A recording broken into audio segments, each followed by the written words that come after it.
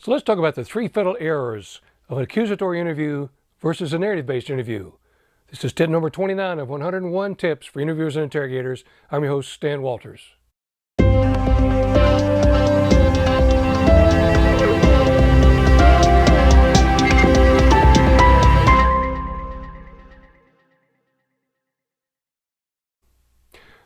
Welcome back. Tip number 29. For some time you've heard me talk about the distinction between a narrative interview versus an accusatory interview. In this episode I want to talk about the three fatal errors that accompany an accusatory interview. First of all, an accusatory interview, you recover less information. Typically what characterizes an accusatory interview is the interviewer asking a large amount of questions from the beginning. Now, these questions be who, what, where, how, when, and why. What should happen if somebody did something like this? Was the first time it happened before? Things like that, which means you've already got your mind made up as the interviewer.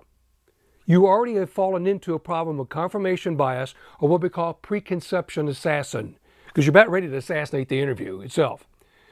So in an accusatory interview, the interviewer tends to want to dominate all the conversation. The assumption of the philosophy going into an accusatory interview is that subjects do not want to talk, that they all plan to lie, that they all withhold information. Unfortunately, that philosophy has been proven multiple times in applied studies as being wrong.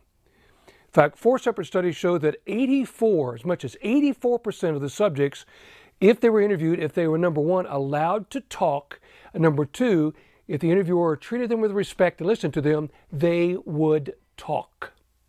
Think about that. 84% would talk if we allow them to do it. But an accusatory approach shuts that down immediately. Immediately cuts off that information.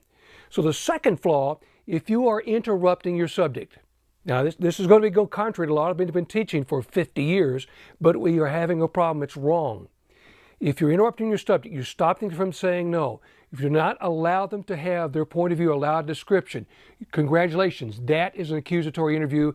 You're now running the risk of contaminating and destroying the results of your interview.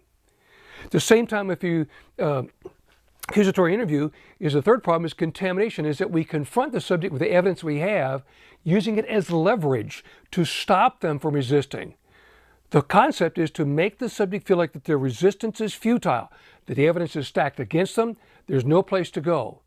But what we have done by presenting the evidence up front is we've contaminated the subject's knowledge base. So now you don't know if the information you're receiving is actually primary knowledge or first-person knowledge the subject has, or what we have filtered to them a little bit later. And all these factors lead into a major problem of coercion. See, because we tell the subject, you did this because so-and-so, you did this because we have that. No, you couldn't have done it because we have this evidence. That is a coercive type of interview and contaminating on its nature.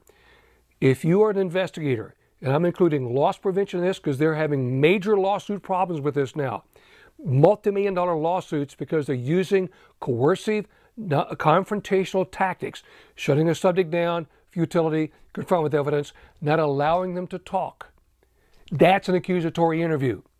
Now, I don't know what it's going to take for people to understand this, and they keep saying, no, it's not because I asked. No.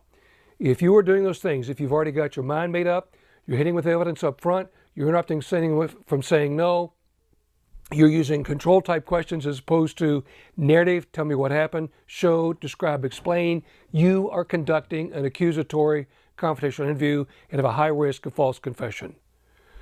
Stay tuned and look back more at our past episodes. Please connect me with Facebook, LinkedIn, Twitter, Instagram, as we explore some of these very critical issues involving interrogators and the mistakes we're continually making. Now, also at the same time, if you will, visit my website. We got version 2 of the Pocket Guide, very popular, the Practical Kinetic Interview Interrogation Pocket Guide. New version out, whole section on narrative-based interviews, deception cues, dialogues, body language cues, speech cues, confession signals. Take a look at that and add that as your supplement into your work, into your research. If you go to the link there to look at that, you can also download a free chapter. Take a look at the Pocket Guide and what it can mean for you. If you're interested in hosting classes, I'm working on my current schedules all the time. My dates are limited, so you've got to get in quickly. In-service programs are a lot less expensive than sending people to major programs or per-person cost programs. So look at it for your agency, your intelligence group, military group, or for your loss prevention association or professional group, or for corporate type of programs. Be sure to get on the LIGUI list so I can notify you of upcoming classes and other training programs.